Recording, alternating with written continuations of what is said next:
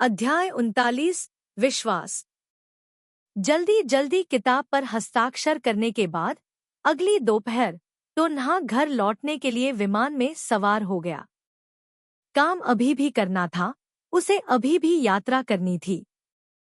विमान में चढ़ने से पहले टोन्हाक ने वेइसो को फोन किया, लेकिन जिस व्यक्ति ने कॉल का जवाब दिया वह ट्रान हुक था, जिसने कहा कि वेइसो व्यवसाय पर चर्चा कर रही थी। सुयू ने ज्यादा कुछ नहीं पूछा, फोन रख दिया और चेक इन काउंटर पर चली गई। विमान में सुयू खिड़की के पास वाली सीट पर अकेली बैठी थी। वह अभी बैठी ही थी कि कोई उसके बगल में आकर बैठ गया। सुयू, क्या यह तुम हो? श्रीमती ट्रांग को वास्तव में विमान में टोन्हाक से मिलने की उम्मीद नहीं थी। उन्होंने गर्मजोशी से मुस्कुराते हुए पूछा, क्या आप भी इस सिटी जा रहे हैं? टोन्हाक ने विनम्रता से मुस्कुराते हुए कहा, नमस्ते आंटी। इसलिए कहा जाता है कि जीवन कभी कभी सभी तरह की पुरानी घटनाओं से मिलकर बना होता है। सुयू मुस्कुराई और सोचा, इस स्थिति में भी उसे ऐसी शर्मनाक बात का सामना करना पड़ सकता है। उसकी किस्मत कितनी अच्छी है। क्या आप किसी बिजनेस ट्रिप पर हैं? श्रीमती ट्रांग ने देखा कि टोन्हाक ने बहुत औपचारिक कपड़े पहने हुए थे। उनका चेहरा थोड़ा थका हुआ लग रहा था। उन्होंने अनुमान लगाया कि वह किसी व्यापारिक यात्रा पर हैं, इसलिए उन्होंने चिंता से पूछा, क्या काम बहुत थका देने वाला है? इसे व्यापारिक यात्रा माना जा सकता है, टोन्हाक ने अपना माथा रगड़ते हुए कहा। काम ज्यादा कठिन नहीं है, बस कल मुझे ठीक से नींद नहीं आई। आप अकेले इस सिटी क्यों आए? उसे याद आया कि ट्रांग दंपत्ति के बीच बहुत अच्छे संबंध थे, तो जब वे यात्रा पर गए तो श्रीमती ट्रांग अकेली क्यों थी? इस बार मैं एक दोस्त से मिलने गई थी, इसलिए मैंने अपने परिवार को साथ आने के लिए नहीं कहा। श्रीमती ट्रांग ने नाच के हाथ थपथपाए। तुम्हारा वजन हाल ही में बहुत कम हुआ है। युवा लड़कियों को बहुत ज्यादा मेहनत नहीं करनी चाहिए, यह उनके स्वास्थ्य के लिए अच्छा नहीं है। धन्यवाद, मैं ध्यान दूंगी। पहले सुयू श्रीमती ट्रांग को आंटी कहती थी, लेकिन अब उसे लगा कि यह उचित नहीं है। उसने उसे आंटी कहा। विनम्रता में कोई कमी नहीं थी, न ही उसे शर्मिंदगी महसूस हुई। फिर भी श्रीमती ट्रांग को अभी भी थोड़ी शर्मिंदगी महसूस हुई। जब से वह छोटी थी, उसके परिवार के पास पैसे नहीं थे, तब उसे अपने पति के साथ रहने के लिए कड़ी मेहनत करनी पड़ी थी। ऐसी कोई कठिनाई नहीं थी जिसका उसने अनुभव न किया हो। बाद में उन्होंने एक कंपनी स्थापित की और धीरे धीरे कंपनी को मजबूत बनाया, लेकिन उन्होंने जो प्रयास किया वह कुछ साल पहले से कम नहीं था। उसे अपने बेटे को एक अच्छी जिंदगी देने पर गर्व था, लेकिन फिर उसे लगा कि उसके बेटे ने कभी दुख या ठोकर नहीं खाई, इसलिए उसे एक दिन इसका पछतावा होगा। उसने अपने बेटे को एक खूबसूरत लड़की के पीछे भागते देखा, लेकिन 2 साल से भी कम समय में वह पहले से ही 2 नावों में सवार था। क्या इस तरह की बात लोगों की भावनाओं को धोखा देने से अलग है? ऐसा सोचते हुए श्रीमती ट्रांग को समझ में नहीं आया कि क्या कहना है, इसलिए वह चुपचाप उनके पास बैठ गई और टोन्हाक ने भी आह भरी। इस स्थिति में उसे समझ में नहीं आ रहा था कि क्या कहे। विमान के उड़ान भरने के कुछ समय बाद सुयू को नींद आ रही थी। तभी श्रीमती ट्रांग की आवाज फिर से आई। सुयू, ट्रांग परिवार आपसे माफी मांगता है। हमारे परिवार ने जियाओ वेई को ठीक से नहीं पढ़ाया, इसलिए उसमें यह बुरी आदत विकसित हो गई। श्रीमती ट्रांग ने अपने पति के बारे में सोचा जो उनके लिए छाया की तरह था, और उन्हें एहसास हुआ कि उन्होंने अपने बेटे का पालन पोषण अच्छी तरह से नहीं किया था। सुयू की नींद आधी से ज्यादा दूर हो गई थी। उसने अपनी आंखें चौड़ी करके श्रीमती ट्रांग की आंखों में अपराध बोध देखा। फिर उसने नजरें दूसरी ओर घुमाई और कहा, आंटी, ट्रांग वे और मैं साथ नहीं रहते थे, इसलिए हमने ब्रेकअप कर लिया। यह बहुत स्वाभाविक है। कोई भी सही या गलत नहीं होता। उस समय के बारे में सोचते हुए जो उसने और ट्रांग वे ने एक साथ बिताया था, सुयू का मूड बहुत जटिल था, लेकिन वह बिल्कुल भी नाराज नहीं थी। अतीत जल्द या बाद में अतीत में होगा। श्रीमती ट्रांग ने ये शब्द सुने और अजीब तरह से मुस्कुराई, लेकिन इस विषय को आगे नहीं बढ़ाया। विमान से उतरते हुए सुयू ने श्रीमती ट्रांग को अपना सामान खींचने में मदद की। कुछ कदम चलने के बाद उसने देखा कि वेईसु कुछ ही दूरी पर खड़ा था, उसे देखकर मुस्कुरा रहा था। सुयू वेईसु का अभिवादन करने वाली थी जब उसने देखा कि उसकी निगाहें श्रीमती ट्रांग की ओर थी। सुयू ने श्रीमती ट्रांग की ओर देखा, फिर वेईसु को देखा। उसका दिमाग हिल रहा था। वेईसु को नहीं लगेगा कि वह श्रीमती ट्रांग को गुप्त रूप से एस सिटी की यात्रा के लिए ले आई है ना? इसके अलावा उसने वेईसु को एस सिटी जाने का कारण नहीं बताया। क्या वह वास्तव में गलत समझेगा? ये विचार अचानक सुयू के दिमाग में आए और उसने तुरंत बहुत दबाव महसूस किया। क्या तुम थक गए हो? सुयू को अचंभित देखकर वेईसु ने सुयू के हाथ से सामान लेने के लिए आगे कदम बढ़ाया, 2 बार हल्के से मुस्कराया, फिर विनम्रता से मैडम झुआंग से बातचीत शुरू की। मैडम झुआंग, तो आप जियोयू के साथ यात्रा कर रही थी। रास्ते में जियोयू का ख्याल रखने के लिए धन्यवाद। नहीं, यह सुयू थी जिसने मेरा ख्याल रखा। मिस्टर वेई मजाक कर रहे थे। श्रीमती ट्रांग ने वेईसु को मिले सामान को देखा, जिसमें उसका बैग भी शामिल था। वह बता सकती थी कि इस युवक के मन में सुयू के लिए भावनाएं थी। उसने उसे एक बार पहले भी देखा था, लेकिन अब उसे फिर से देखकर वह उलझन में पड़ गई और अवाक रह गई। कोई भी माँ जो अपने बेटे की पूर्व प्रेमिका को अपने बेटे से भी अधिक उत्कृष्ट प्रेमी के साथ देखती है, उसके मन में ऐसी जटिल भावनाएं होंगी। तुम बहुत विनम्र हो। वेईसु ने अपना हाथ उठाया और सुयू के माथे पर थपथपाया। तुम किस बात पर अचंभित हो? क्या तुम अभी भी नहीं जा रही हो? तभी सुयू ने प्रतिक्रिया दी।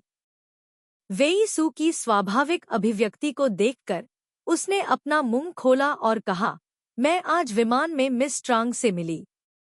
यह वास्तव में भाग्य है। हाँ, वेईसु मुस्कुराया। सुयू की अस्वाभाविक व्याख्या से बहुत खुश हुआ। कम से कम इससे यह तो साबित होता है कि टोन हाक को उसकी भावनाओं की परवाह है। लड़कियों, कभी-कभी थोड़ा भोलापन दिखाना भी बहुत प्यारा होता है। कहावत, प्रेमी की आंखें शीशी में बदल जाती हैं, वेईसु पर बिल्कुल सटीक बैठती है।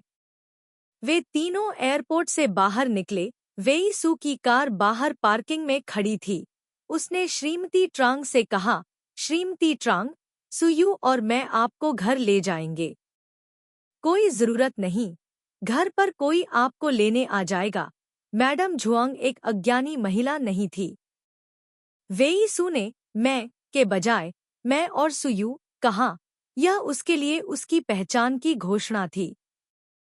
वेईसु जैसे युवा, हालांकि हमेशा मुस्कुराते रहते थे, उनके शब्दों में एक अपरिवर्तनीय शक्ति थी। भले ही उसका बेटा उत्कृष्ट था, फिर भी वह इस व्यक्ति से बहुत कमतर था। जीवन में पुरानी परिस्थितियां बेहद भयंकर थीं, इसलिए मैडम झुआंग के यह कहने के बाद झुआंग वेई तुरंत तीनों लोगों से दूर नहीं दिखाई दिए। माँ ट्रांग वे को उम्मीद नहीं थी कि वह सुयू और वेईसु से मिलेंगे। वह श्रीमती ट्रांग के सामने चला गया, वेईसु के हाथों से सामान लिया और वेईसु को जबरन मुस्कुराने के लिए कहा, धन्यवाद। वेईसु बाहर से मुस्कुराया लेकिन अंदर से नहीं। उसने सिर हिलाया, विनम्र होने की कोई जरूरत नहीं है। ट्रांग वे ने अब वेईसु की ओर नहीं देखा, इसके बजाय उसने अपनी नज़र सुयू की ओर घुमाई।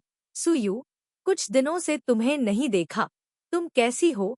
उसने टोन हाक के चेहरे पर थकान देखी और थोड़ा भौहें सिकोड़ी। बुरा नहीं है। सुयू का मानना था कि वह और ट्रांग वे सामान्य दोस्त नहीं हो सकते। हालांकि ट्रांग वे के प्रति उसका गुस्सा और नफरत धीरे धीरे गायब हो गई थी, लेकिन एक लड़की के रूप में भावनात्मक रूप से धोखा दिए जाने की याद को अच्छी याद नहीं माना जा सकता था।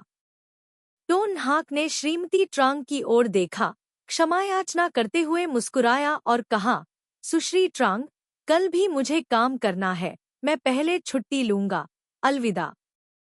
ज्यादा मेहनत मत करो, अपने स्वास्थ्य का ख्याल रखो। श्रीमती ट्रांग ने अपने बेटे की आंखों में अनिच्छा देखी, लेकिन अगर वह इसे देख भी पाती तो भी उनके सामने खड़ी लड़की उनके बेटे के पास वापस नहीं आती। उसने सुयू के बगल में बैठे शानदार युवक को देखा। उसका हर शब्द और हर हरकत सुयू के इर्द गिर्द घूम रही थी। इतना अच्छा युवक। सुयू उसके साथ जियाओ वेई की तुलना में कहीं ज्यादा सहज थी। धन्यवाद, आप भी अपने स्वास्थ्य का ख्याल रखें। टोन हाक ने मुड़कर कार में बैठ गई। उसके बगल में खड़े किसी व्यक्ति ने उसे कार का दरवाजा खोलने में मदद की। टोन हाक यात्री सीट पर बैठी थी। उसने अपना सिर पीछे की ओर घुमाया। ट्रांग वे की आंखें अभी भी उसका पीछा कर रही थी। अगर तुम थक गई हो तो कुर्सी पर टिक जाओ और थोड़ी देर सो जाओ। जब हम वहां पहुंचेंगे तो मैं तुम्हें ऊपर ले जाऊंगा। वेई सू ड्राइवर की सीट पर बैठ गई और कार का दरवाजा बंद कर दिया। जब हम घर पहुंचेंगे तो मैं तुम्हारे लिए कुछ खाना बनाऊंगी। तुम खुद ही फैसला कर सकते हो। सुयू ने जम्हाई ली, अपनी कुर्सी पर पीछे झुक गई और अपनी आंखें बंद कर ली। उसकी तनावपूर्ण नसें आखिरकार शांत हो गईं। उसे इस तरह देखकर वेई सू ने और कुछ नहीं कहा, बस गाड़ी चलाने पर ध्यान केंद्रित किया। अध्याय 40। किस्मत। तुम्हारा और सुयू का ब्रेकअप हो चुका है, अब और मत रुको। माँ, यह तुम्हारी गलती है जियाओ वेई। तुम दुनिया की केंद्र नहीं हो। जब तुम किसी रिश्ते को तोड़ने का फैसला करती हो तो तुम्हें उसके परिणामों को स्वीकार करने के बारे में सोचना पड़ता है, अपनी सामान्य सौम्य छवि के विपरीत। श्रीमती ट्रांग ने अपने बेटे को सख्ती से देखा। ट्रांग वे की उंगलियां स्टीयरिंग व्हील को बहुत कसकर पकड़ने से सफेद हो गईं। तुम्हारे पिता एक जिम्मेदार व्यक्ति हैं। मुझे अफसोस है कि तुमने यह नहीं सीखा जब मैं छोटी थी। तभी से मेरे परिवार की आर्थिक स्थिति में सुधार होने लगा। मुझे लगभग कभी कोई परेशानी नहीं हुई। बाद में मेरा शैक्षणिक प्रदर्शन अच्छा रहा, मैं अच्छी दिखने लगी, और क्योंकि मेरे परिवार के पास पैसा था इसलिए मैं कभी नहीं लड़खड़ाई। क्या आपको याद है कि जब आप पहली बार सुयू को घर लाए थे तो आपने क्या कहा था? श्रीमती ट्रांग ने अपने बेटे को दर्द में देखा और आह भरते हुए कहा, तियोवे, मुझे आशा है कि आपके द्वारा धोखा दिया गया यह प्यार आपको यह सीखने में मदद करने के लिए पर्याप्त है कि जिम्मेदारी क्या है और वफादारी क्या है। तुम्हारा पैसा औरतों की भावनाओं से खेलने की चीज नहीं है। झुआंग वेई ने अपनी माँ की बात सुनी। उसकी आंखें सीधे आगे की ओर घूर रही थी। उसे सुयू द्वारा एक बार कहा गया वाक्य याद आ रहा था, झुआंग वेई, अगर तुम अपना मन बदलोगे तो मैं तुम्हें बिल्कुल नहीं रोकूंगा। तुम स्पष्ट रूप से सुयू को पसंद करते हो। जब वेई सू ने कार नीचे रोकी तो सुयू अभी भी सो रही थी। उसने एक पल के लिए सोचा और फिर उसे ऊपर ले जाने का फैसला किया। चूंकि सुयू के अपार्टमेंट की बिल्डिंग में लिफ्ट नहीं थी और वह चौथी मंजिल पर रहती थी, इसलिए वेई सू उसे एक एक करके सीढ़ियों से ऊपर ले जा सकता था। वह 3 मंजिल चढ़ गया। कभी कभी काम से लौट रहे कुछ लोगों से मिलता था और वे सभी उसे अस्पष्ट आंखों से देखते थे।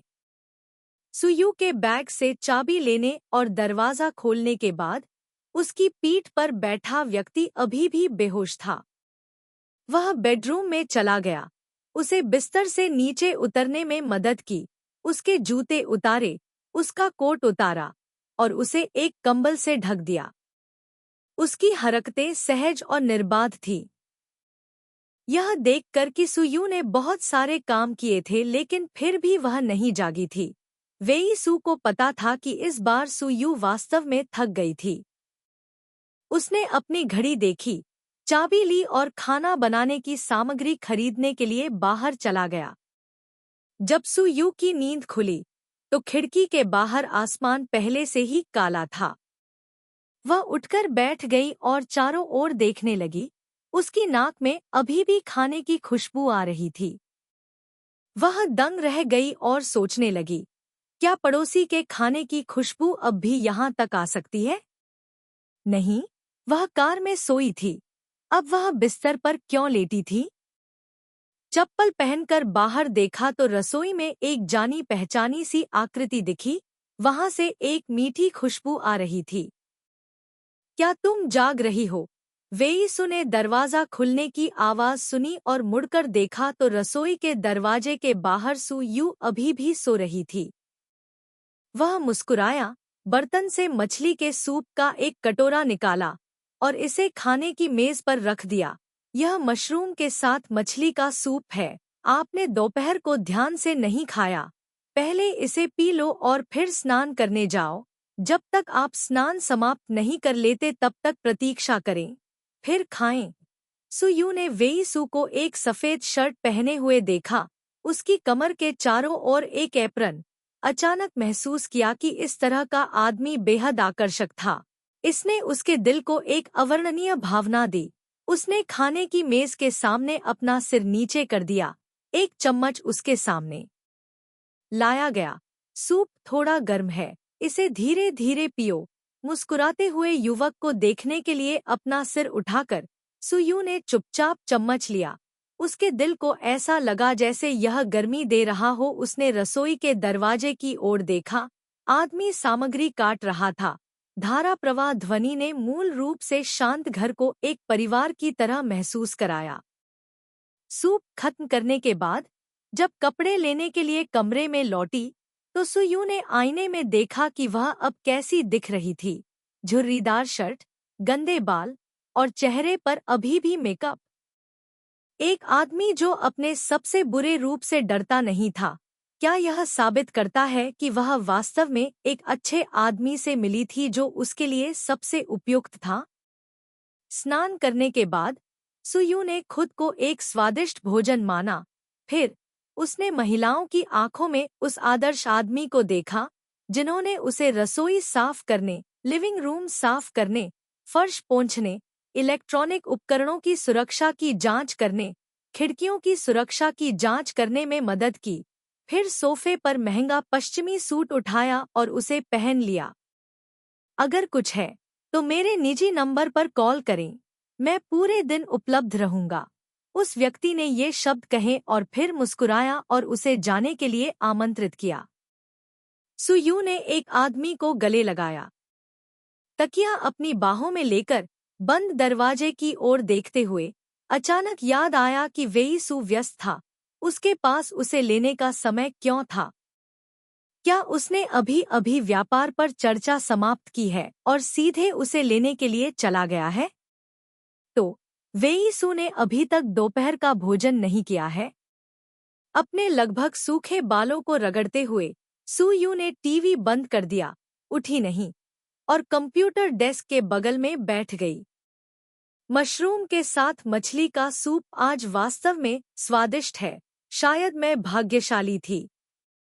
इन शब्दों को लिखने के कुछ समय बाद नीचे किसी ने संदेह व्यक्त किया, मशरूम के साथ मछली के सूप का भाग्य से क्या लेना देना है? वेटिंग फॉर यू नामक किसी व्यक्ति के संदेश ने सू यू को हंसने से रोक नहीं पाया, क्योंकि इस व्यक्ति ने कहा, यह वास्तव में भाग्यशाली था, क्योंकि मशरूम के साथ मछली का सूप अगर अच्छी तरह से पकाया नहीं जाता है तो पीना बहुत मुश्किल होगा। वेईसु की एप्रन पहने हुए आकृति एक बार फिर उसके दिमाग में आई। सू यू ने अपना सिर हिलाया, वर्ड खोला और एक उपन्यास लिखना शुरू कर दिया। लेकिन एक आदमी जो खाना बनाना जानता है, वह बेहद आकर्षक लगता है। वेईसु ने कंप्यूटर स्क्रीन पर छोटे से वाक्य को देखा, बहुत अच्छे मूड में। उसने अपना फोन खोला और अपने सहायक को कल के निर्णय के बारे में बताया। सहायक महाप्रबंधक बनने के बाद सुयू का महाप्रबंधक के कार्यालय में आना जाना बहुत बढ़ गया। इसलिए जब उसने चतुर महाप्रबंधक को उसके उपन्यासों में से एक को अपने हाथ में पकड़े देखा तो उसका मूड बेहद जटिल हो गया। जियांग टिंग ने सुयू के हैरान भाव को देखा और मुस्कुराते हुए समझाया, अभी काम का समय नहीं है, थोड़ा मजा लेना ठीक है। यह अफसोस की बात है कि पिछले सप्ताह मुझे इस लेखक के ऑटोग्राफ सत्र में जाने का समय नहीं मिला। सौभाग्य से मैं नहीं गई। ऐसी भयावह स्थिति अच्छी नहीं है, सुयू ने खुद से सोचा। मुस्कुराते हुए कहा, मुझे उम्मीद नहीं थी कि निर्देशक उपन्यास भी पढ़ते हैं। मैं थोड़ा हैरान हूँ। हमें महिलाओं को खुद के साथ दयालुता से पेश आना सीखना चाहिए। जियांग टिंग ने वेई सू और तान वेई के बीच के अस्पष्ट मामले के बारे में सोचा। उसकी किताब पलटने की हरकत एक पल के लिए रुक गई, लेकिन यह देखते हुए कि सुयू का मूड खराब नहीं था, उसने ज्यादा कुछ कहने की हिम्मत नहीं की। यह सही है। मैंने सुना है कि आप चेन परिवार के उत्तराधिकारी के करीबी दोस्त हैं। आपका मतलब चेन यू है? तो नाहक को वह अच्छा दोस्त याद आया जिससे उसने कल ही संपर्क किया था। लड़की को क्या हुआ? कुछ नहीं, बस कल मैं उनके घर मेहमान बनकर गया था। ट्रान परिवार के दो बुजुर्गों ने तुम्हारा जिक्र किया। लगता है वे तुम्हें बहुत पसंद करते हैं। गियांग दिन को वास्तव में उम्मीद नहीं थी कि टोन नाहक के रिश्ते इतने व्यापक होंगे, लेकिन टोन नाहक के प्रति उसकी सहानुभूति और भी बढ़ती गई। ऐसी लड़की हमेशा लोगों को प्यार और प्रशंसा दोनों ही करवाती थी। उसने अपने हाथ में उपन्यास पलटा और यकीनन उसे अभी भी मजबूत महिलाएं पसंद हैं।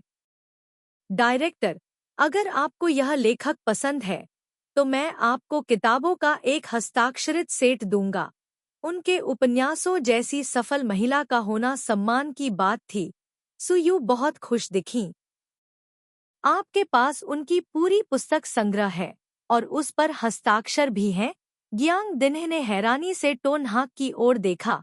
मैंने सुना है कि यह लेखक शायद ही कभी किताबों पर हस्ताक्षर करता है, लेकिन आप पूरी किताब प्राप्त कर सकते हैं।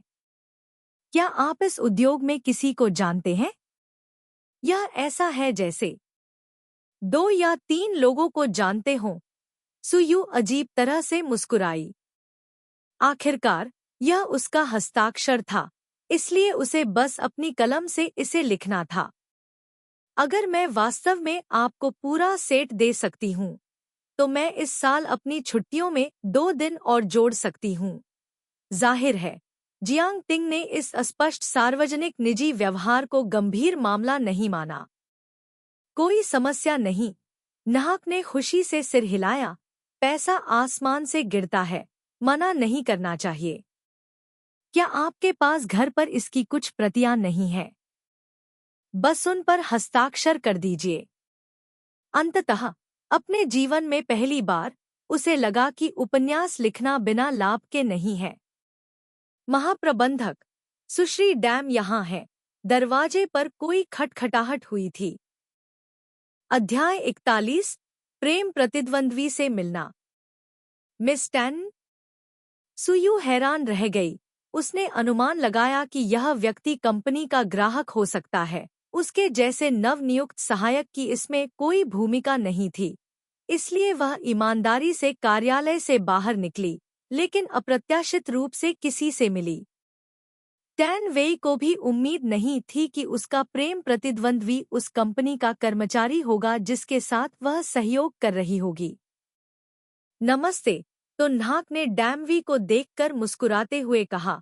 निर्देशक कार्यालय में है, कृपया अंदर आ जाइए। धन्यवाद। डैमवी ने टोन नाहक को सिर हिलाकर इशारा किया और डायरेक्टर के ऑफिस की ओर चल पड़ी। टोन नाहक, क्या तुम उसे जानती हो? काम से छुट्टी लेने वाला एक सहकर्मी वहां से गुजरा और उसने उत्सुकता से धीमी आवाज में पूछा। वह बहुत सुंदर है। मैंने उसे एक बार देखा था। टोन नाहक ने मुस्कुराते हुए अपने सहकर्मी के कंधे पर थपथपाया। जब तुम काम से छुट्टी पाओ तो मेरे सामने अपना सिर मत हिलाओ, अन्यथा मैं, जिसे ओवरटाइम काम करना पड़ता है, अपना असंतोष दिखाऊंगा।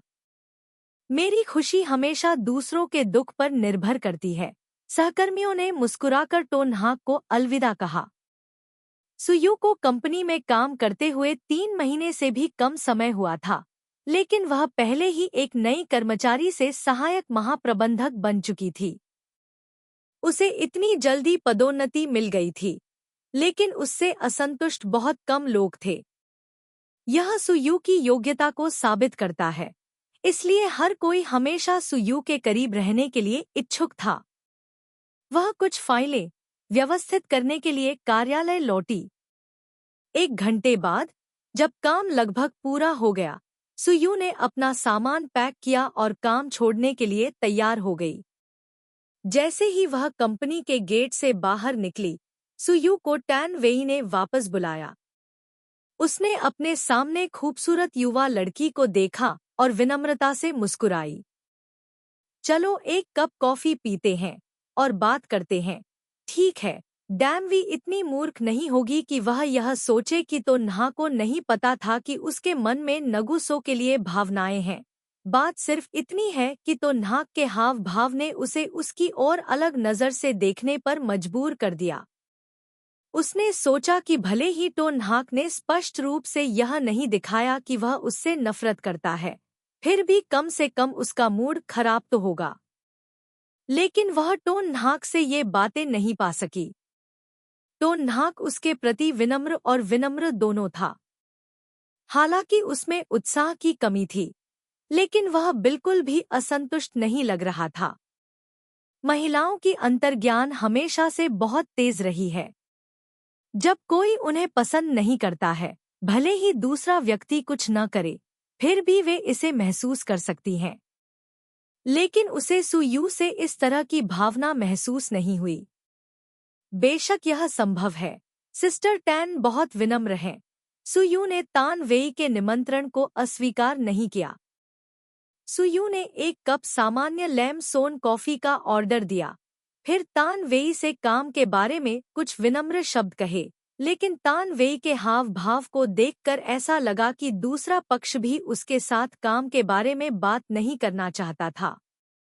मिस सु, क्या आपको कोई आपत्ति है अगर मैं आपसे कुछ निजी सवाल पूछूं? यह देखकर कि टो न्हाक उसके साथ गोलमोल बातें कर रहा था, डैमवी ने सीधे मुद्दे की तह तक पहुंचते हुए कहा, मुझे नहीं पता कि तुम क्या पूछना चाहती हो। सुयू ने यह नहीं कहा कि वह शर्मीली है, नहीं, उसने यह कहा कि वह शर्मीली नहीं है। कुछ बातें ऐसी थी जो उसे स्वाभाविक रूप से बुरा नहीं लगती थी, लेकिन कुछ बातें ऐसी थी जिन्हें कहने की जरूरत नहीं थी।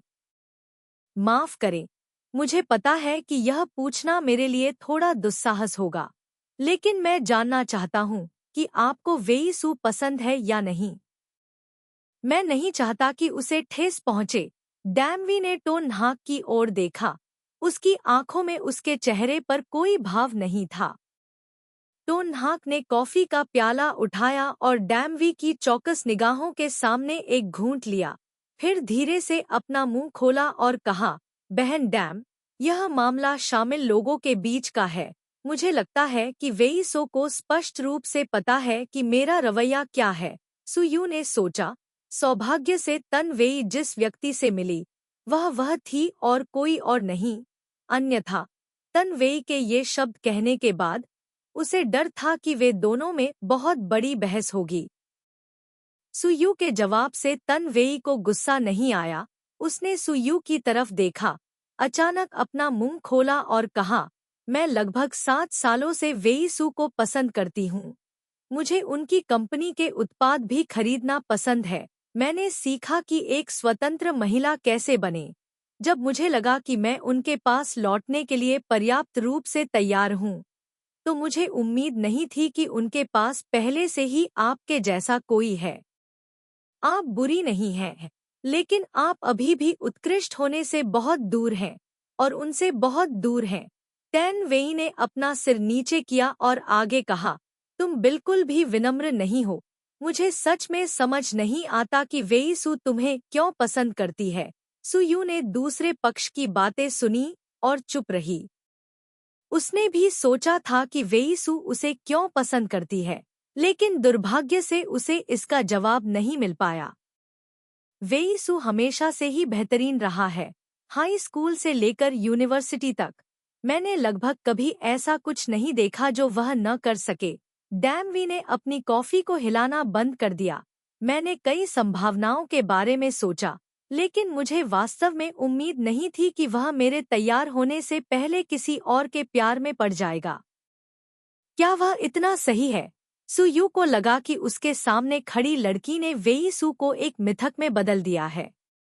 इस तरह की लगभग मोहग्रस्त भावना कुछ ऐसी थी जिसे वह समझ नहीं पा रही थी, क्योंकि वह पूरी तरह से किसी पुरुष को अपना दिल नहीं दे सकती थी, इसलिए वह इस तरह के मूड को समझ नहीं पाती थी। शायद वह इतना अच्छा भी नहीं है। डैमवी ने अपना सिर उठाया। उसकी अभिव्यक्ति शांत हो गई।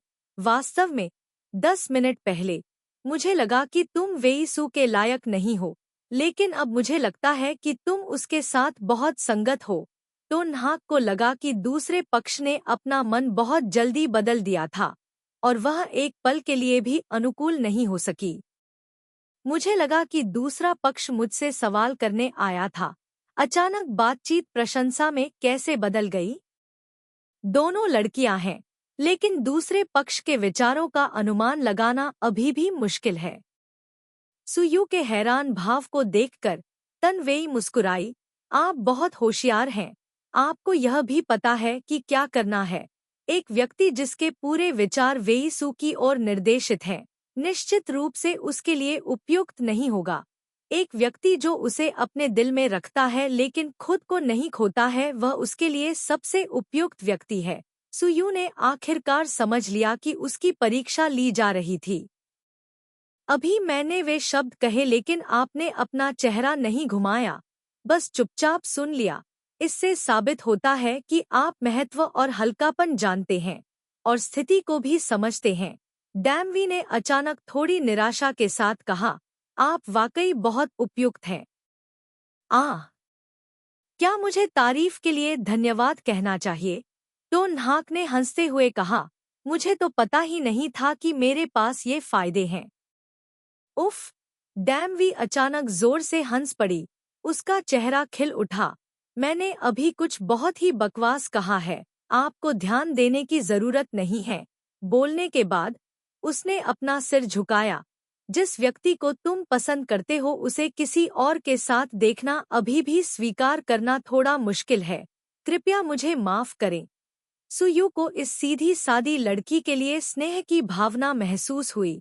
कम से कम वह अपने विचारों को स्पष्ट रूप से बता सकती थी, फिर स्वीकार कर सकती थी कि उसके शब्द असभ्य थे, जबकि वह अपने प्रेम प्रतिद्वंद्वी का सामना कर रही थी।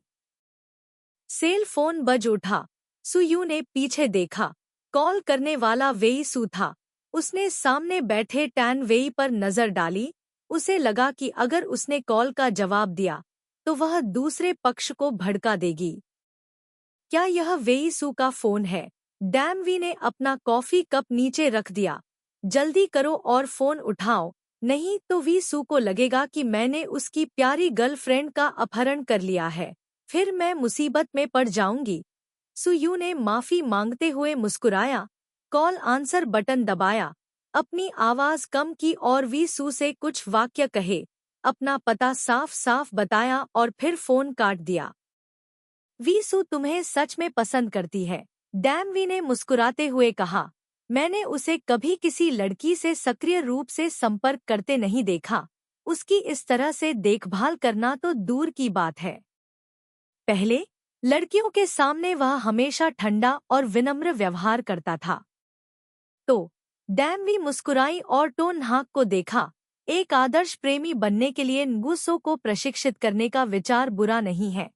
आपको अधिक प्रयास करने की आवश्यकता है।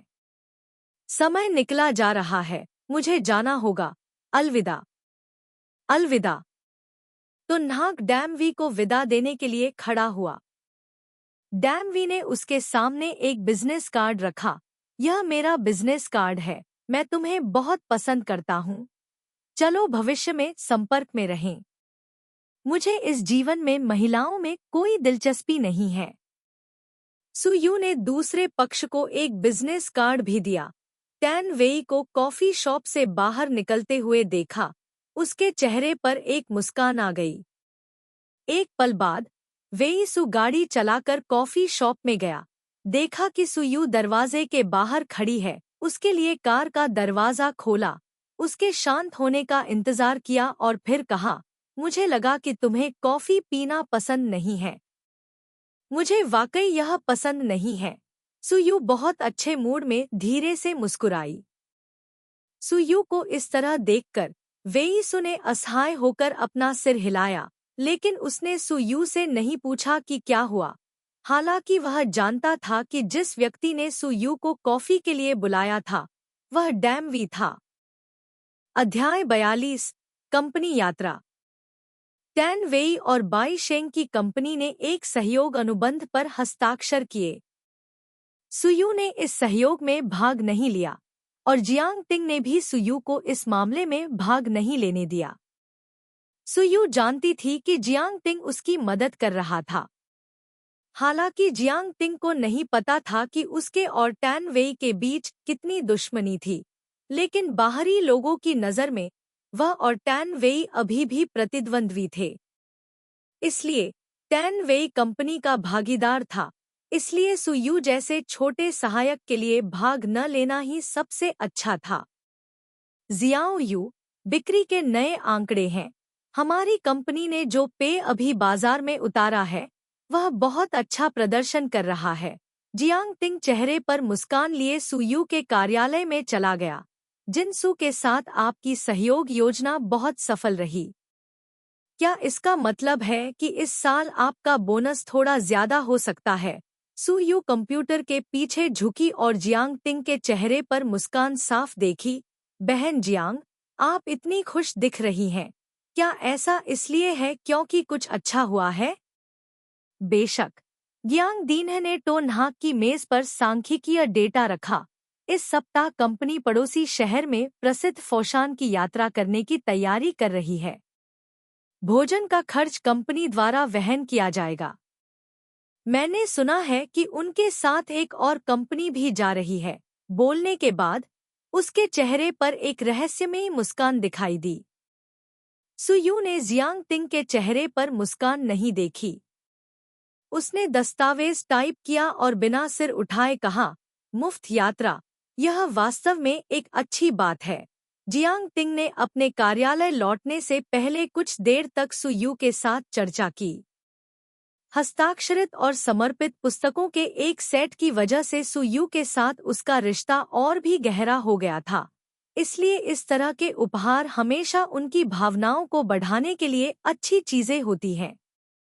शुक्रवार की सुबह जब सुयू कंपनी द्वारा किराए पर ली गई पर्यटक कार के सामने खड़ी थी तो उसकी अभिव्यक्ति विकृत थी, क्योंकि दर्जनों लोगों को बैठाने वाली इस यात्री बस में आधी सीटें पहले ही दूसरी कंपनी के लोगों ने ले ली थी और इस कंपनी का बड़ा मालिक उसे एक चमकदार मुस्कान के साथ देख रहा था और उसके बगल में उसके पसंदीदा स्नैक्स का ढेर था। बस में सवार लोगों की निगाहें उसकी ओर दौड़ रही थी। सुयू को थोड़ी शर्मिंदगी महसूस हुई। चिड़ियाघर में बंदर की तरह घूरे जाने का एहसास वाकई अच्छा नहीं था। सुयू, तुम वहाँ क्यों खड़ी हो? तुम बस में क्यों नहीं चढ़ रही हो? जियांग टिंग ने मुस्कुराते हुए पूछा। सुयू ने मुंह बनाते हुए कार में प्रवेश किया और उसके पीछे पुरुष और महिला सहकर्मियों का एक समूह था जो उस कंपनी में बहुत रुचि रखते थे। मैंने सुना है कि आप आज जिनसू के साथ जा रहे हैं। मुझे आश्चर्य है कि क्या आप सीईओ जिनसू को देख पाएंगे। मैंने सुना है कि यह सीईओ बहुत सुंदर है। कल्पना करना बंद करो। मैंने सुना है कि उसकी पहले से ही एक प्रेमिका है। ये संवाद की 2 पंक्तियां थीं जो सुयू ने कार में बैठने से पहले सुनी थी और उसे अचानक बहुत दबाव महसूस हुआ। सुयू खिड़की के बगल वाली सीट पर बैठ गई और इससे पहले कि वह आराम से बैठने के लिए अपनी मुद्रा को समायोजित कर पाती, कोई व्यक्ति नाश्ता लेकर आया और खुशी से उसके बगल में बैठ गया। क्या आपने नहीं कहा था कि आज आपको कुछ करना है? तो न्हाक मुस्कुराया और वुसो की ओर देखा। क्या यात्रा का यही मतलब है? क्या तुम मुझे आश्चर्यचकित नहीं करना चाहते थे? वेईसू ने मुस्कुराते हुए सुयू को चॉकलेट का एक डिब्बा दिया। यह वही चॉकलेट है जो तुम्हें पसंद है। ऐसा मत सोचो कि तुम अपने झूठ को छिपाने के लिए चॉकलेट का इस्तेमाल कर सकते हो। तो न्हाक ने चॉकलेट का डिब्बा लिया, उसे खोला, एक टुकड़ा खाया, फिर झिझकते हुए अपने बगल में बैठे मुस्कुराते हुए लड़के की ओर देखा। क्या तुम्हें कुछ चाहिए? ठीक है, वेईसू ने मुस्कुराते हुए सुयू के सामने अपना सिर बढ़ाया।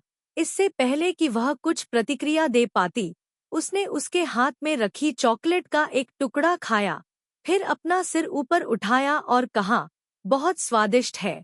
सुयू ने चॉकलेट के उस टुकड़े को देखा जिसका एक कोना गायब था, उसे वेईसू के हाथ में थमा दिया।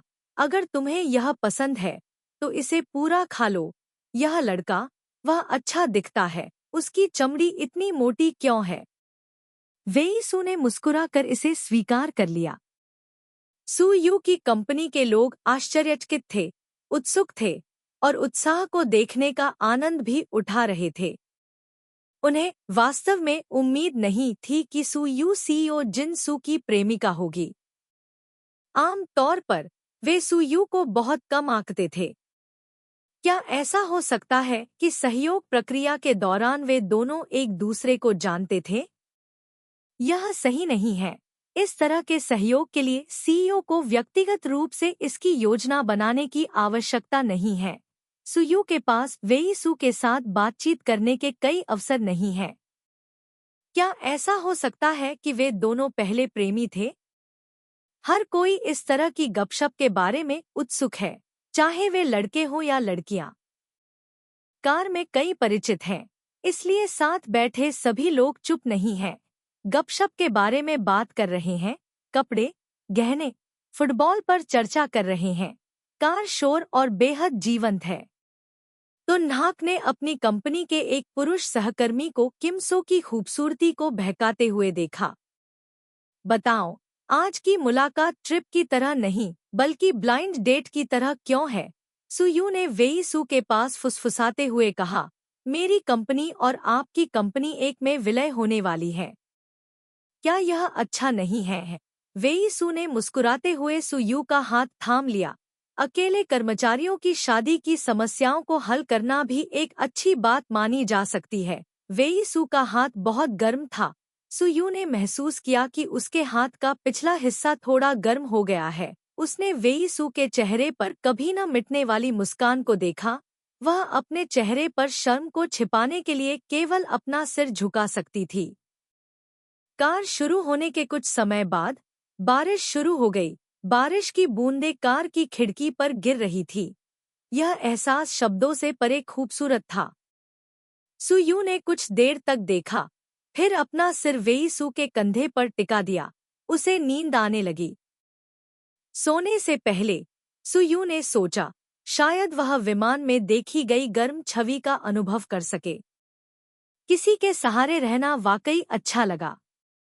वेईसू ने अपनी मुद्रा को इस तरह से समायोजित किया कि सुयू उस पर अधिक आराम से झुक सके, और उन दोनों के इर्द गिर्द की बातचीत धीरे धीरे कम हो गई। जियांगतिंग पंक्ति के विपरीत दिशा में बैठा था। वेईसू की सावधानीपूर्वक हरकतों को देख रहा था और अचानक समझ गया कि क्यों सुयू को पहले से ही वेईसू के लिए तान वेई की भावनाओं के बारे में पता था, और फिर भी उसने कुछ भी असामान्य नहीं किया। वेईसू एक स्मार्ट और बेहतरीन युवक था, और सुयू भी एक दुर्लभ उदार और समझदार लड़की थी। तो न्हाक जैसी महिला, यदि कोई साधारण आदमी लंबे समय तक उसके साथ रहे, तो वह संभवतः उसे समझने में असमर्थ महसूस करेगा, क्योंकि वह सब कुछ बहुत अच्छी तरह से समझती है। लेकिन वेईसू जैसा आदमी सुयू के लिए बिल्कुल सही है। पहला समझदार है, दूसरा दृढ़ है, स्वर्ग में बनी जोड़ी है। अगर वेईसू को किसी बिगड़ैल लड़की या आवेगी महिला से प्यार हो जाता है, तो वे लड़कियां अब वेईसू की कोमल देखभाल के तहत खुद नहीं रह पाएंगी। प्यार शुरू में परिपूर्ण नहीं होता। केवल जब दो लोग एक दूसरे के करीब होते हैं तो प्यार परिपूर्ण हो सकता है। कार के फौशान के पैर पर रुकने के बाद, क्योंकि अभी भी बारिश हो रही थी, समूह पहले आराम करने के लिए होटल जाने की तैयारी करता है। सुयू हतप्रभ होकर जाग गया। वेईसू ने हाथ में छाता पकड़ा हुआ था। वे दोनों एक साथ कार से बाहर निकले। वेईसू ने छाता सुयू के सिर पर झुका दिया। छतरी पर गिरती बारिश की बूंदें हल्की हल्की आवाजें कर रही थी। अपना सिर उठाकर छतरी के आधे से ज्यादा हिस्से को अपनी ओर झुका हुआ देखकर सुयू चुपचाप मुस्कुराया। अध्याय 43 थका हुआ। होटल माउंट फौशान की तलहटी में स्थित था। मेहमान मुख्य रूप से दूसरे शहरों से थे। स्वच्छता की स्थिति खराब नहीं थी, लेकिन लागत सस्ती नहीं थी। लेकिन बॉस ने विशेष रूप से प्रत्येक व्यक्ति के लिए एक कमरा बुक किया था। इससे सुयू के बॉस सभी पिशाच हैं के विचार थोड़े बदल गए। बारिश तेज हो रही थी। सुयू खिड़की के पास खड़ी थी। उसे संदेह होने लगा कि क्या इस बार माउंट फौशान में उसे होटल में रहना होगा। इस बारिश में भले ही वह शुद्ध और पवित्र माउंट फौशान पर चढ़ जाए, यह सुरक्षित नहीं होगा। अगर संयोग से बुद्ध पहाड़ से नीचे गिरते समय नहीं देख रहे हैं तो वह अगले ही पल बुद्ध के दर्शन करने जा सकता है। दरवाजे पर दस्तक हुई। सुयू ने दरवाजा खोला और देखा कि वेईसू बाहर खड़ा था। उसका औपचारिक सूट भी एक आरामदायक पोशाक में बदल गया था। वह मुस्कुराया, जिससे सुयू को एक बहुत ही आम मुहावरा याद आया, सुंदर और असाधारण। मैंने सुना है कि पास में एक बहुत ही स्वादिष्ट हॉट पॉट रेस्तरां है। सभी लोग वहां जाने की तैयारी करें। वेईसू ने सुयू के चेहरे को देखा। ऐसा लग रहा था कि वह अब उतना थका हुआ नहीं था जितना पहली बार कार में बैठते समय था। क्या तुम बेहतर महसूस कर रहे हो? बोलने के बाद उसने सुयू का हाथ थाम लिया। दूसरे पक्ष ने टाला नहीं। जगह दूर नहीं थी। अगर हॉट पॉट रेस्तरां में टूरिस्ट कार ले जाना उचित नहीं था तो सभी अनिच्छा से बाहर चले गए। बारिश भारी हो रही थी, छतरी पर मार रही थी, जिससे लोगों को लग रहा था कि रात विशेष रूप से शांत थी। सामने चल रहे एक पुरुष और एक महिला छाता साझा करते हुए सभी की आंखों में एक बेहद खूबसूरत छवि थी। यहाँ तक कि उनके सिर के ऊपर छाता भी बहुत अधिक स्टाइलिश लग रहा था। वास्तव में यह सड़क के किनारे खरीदा गया एक आकस्मिक छाता था। एक सुंदर आदमी और एक सुंदर महिला। यह पता चला है कि यह होनहार युवक पहले से ही सुयू के हाथों में है। हमें कोई उम्मीद नहीं है। जब सबसे अच्छा चला जाता है तो अभी भी सबसे अच्छा है। अब और नखरे मत करो।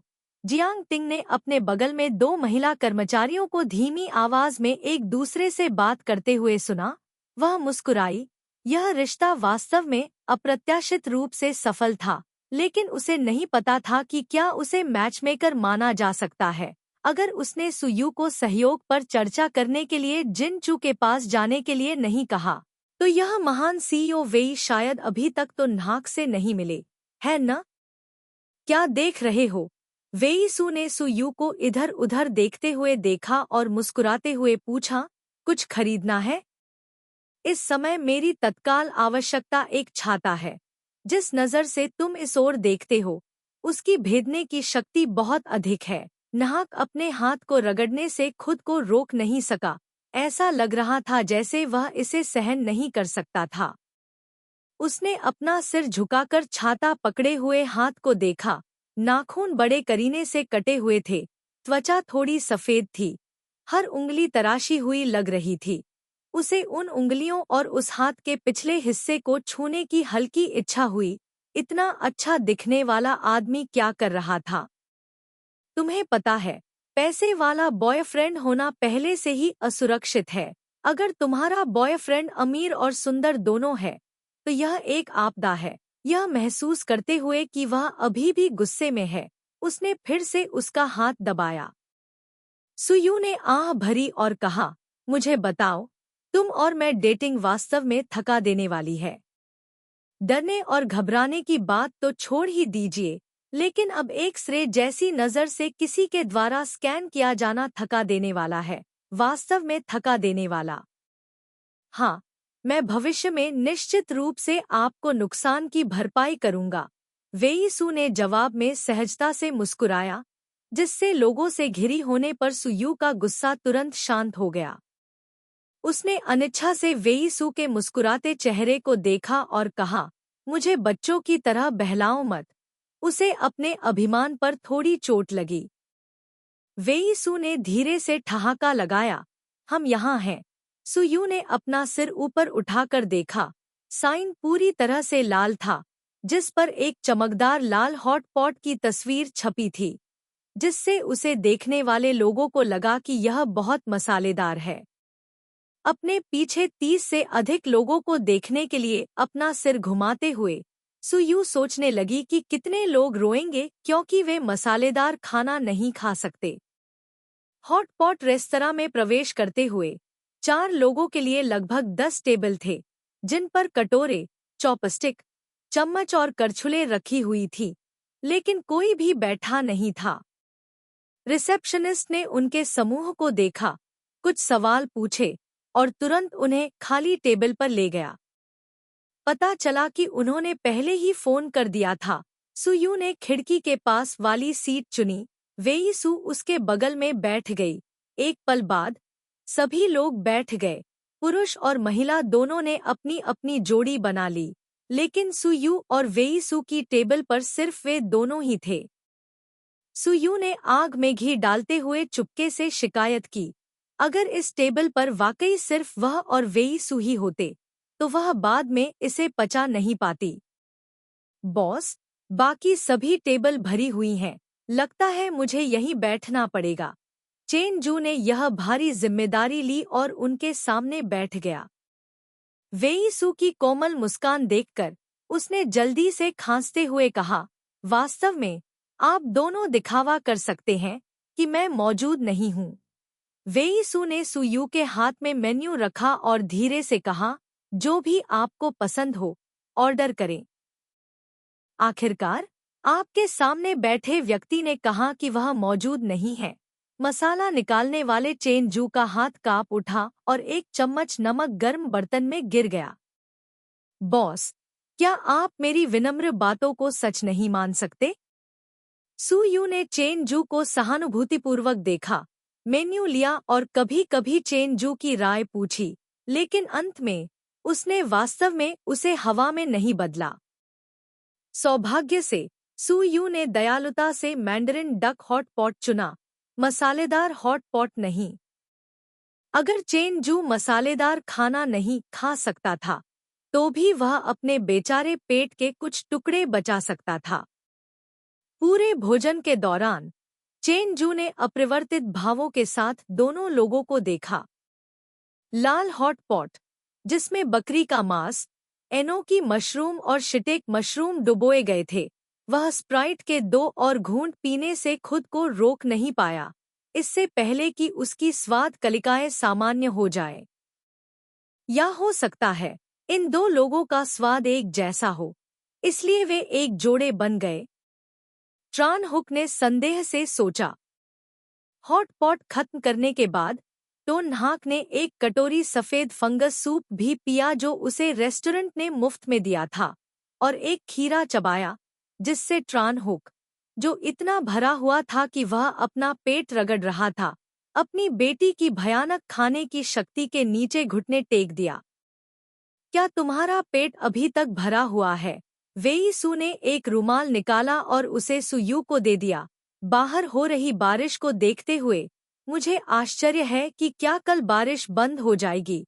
अपना मुंह साफ करते हुए सुयू ने बाहर हो रही बारिश को देखा, शायद यह बंद हो जाएगी।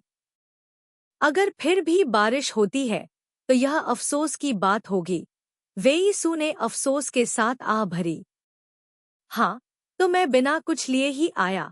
सुयू ने अपना पूरा पेट छुआ। ऐसा प्रामाणिक हॉट पॉट मिलना दुर्लभ था। वह वास्तव में खुश था। मैंने सुना है कि इस पहाड़ पर मंदिर में भविष्यवाणी करना बहुत प्रभावी है, खासकर प्यार के बारे में भविष्यवाणी करने के लिए वेई सू के चेहरे पर पहले की तरह ही अफसोस था। सू यू की आंखें झपकने लगीं। उसने अपना हाथ उठाया और वेई सू के माथे पर हाथ फेरा। मेरे महान सीईओ वेई, हम बौद्ध मंदिर जा रहे हैं, यू लाओ मंदिर नहीं। हाँ, तुम सच में मेरे हो। वेई सू ने बाहर पहुंचे और सू यू की तर्जनी को पकड़ लिया। उसका चेहरा मुस्कुराते हुए। भाई वास्तव में बहुत बेशर्म था। जब से लोगों के समूह ने हॉट पॉट को छोड़ दिया था। एक सौम्य हाथ ने उसका हाथ पकड़ लिया। सुयू ने उसके बगल में उस व्यक्ति को देखा। उसका दूसरा हाथ उसके पास पहुंचने की कोशिश कर रहा था। पुष्प मुद्रित छतरी ने उसके सिर पर सभी बारिश की बूंदों को ब्लॉक करने में मदद की। एक सेकंड पहले से ही दोनों ही धुएं की तरह फैल गए। बारिश में पीछे खड़े लोगों ने देखा कि हमेशा घमंडी रहने वाला युवक सुयू को ढाल रहा था। भले ही गुजरने वाली गाड़ियों से कीचड़ भरा पानी गिरता हो, लेकिन वह उसके बगल में चल रही लड़की को नहीं लगेगा। जियांग टिंग ने यह देखा, कुछ नहीं कहा, बस मुस्कुराया। अचानक लेखक बीजीयू के उपन्यास में एक कहावत याद आ गई। बारिश के दिन एक महिला के लिए छाता पकड़े हुए आदमी की तारीफ नहीं की जा सकती। महत्वपूर्ण बात यह है कि क्या यह आदमी कीचड़ भरे पानी, दुर्घटनाओं और ठंडी हवा से बचने के लिए तैयार है। सू यू बहुत धीरे धीरे चली। वेई सू ने भी उसकी गति के साथ सहयोग किया। जगह बेहद शांत थी। मुझे लगता है। सू यू ने अचानक अपना मुंह खोला, फिर झिझकी और कुछ नहीं बोली। क्या हुआ? वेई सू ने सू यू के संकोची भाव को देखा और उसके चेहरे पर चिंता की झलक दिखाई दी। वास्तव में आपको बहुत अधिक नहीं खाना चाहिए। तो नाक ने अभद्रता से अपना पेट रगड़ा। गुस्सो